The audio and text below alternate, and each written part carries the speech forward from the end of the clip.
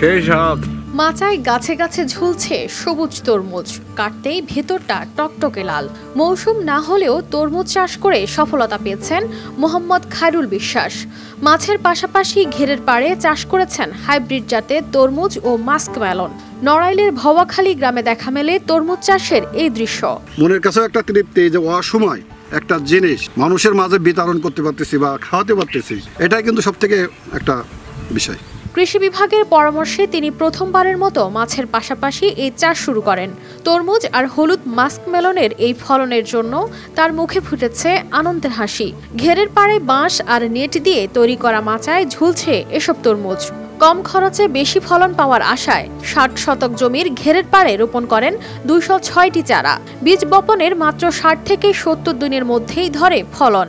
চারা থেকে শেষ পর্যন্ত মনে করেন যে একটা ফল ম্যাচুড পর্যন্ত, একটা বিচি পোতার থেকে আপনার ম্যাচুড পর্যন্ত, আপনার পরিপাকা পর্যন্ত আপনার সর্বনিম্ন 80 থেকে 85 দিন।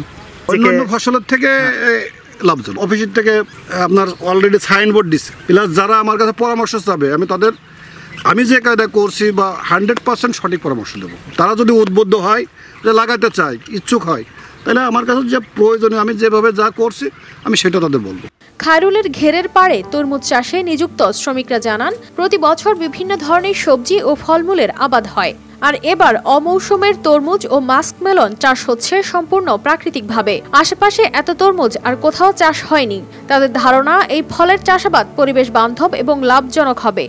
এই জায়গায় বহুদিন ধরে কাজ কাম করি, আমার 12,000 টাকা মাসে দেয়, আমার সংসার ধর্ম ভালো চলে। প্রশিক্ষণ আছে তাদের বলি, তারা আমাদের সেই সব প্রশিক্ষণ দিয়ে যায়, সেই সব কাজ করি।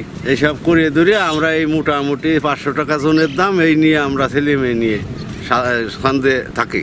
খায়রুলের সাফল্য দেখে এই পদ্ধতিতে তরমুজ চাষে উৎসাহী হবেন আরও অনেক কৃষক। ক্লাইমেট স্মার্ট প্রযুক্তির মাধ্যমে এই ফলের উৎপাদন আরও বাড়বে বলে প্রত্যাশা এই কর্মকর্তার।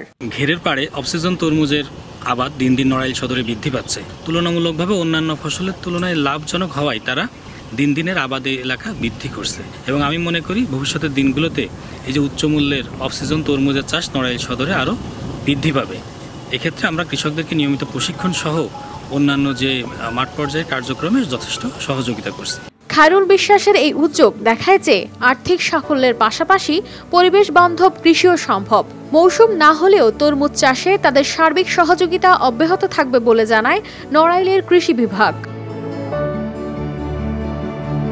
News desk, RTV।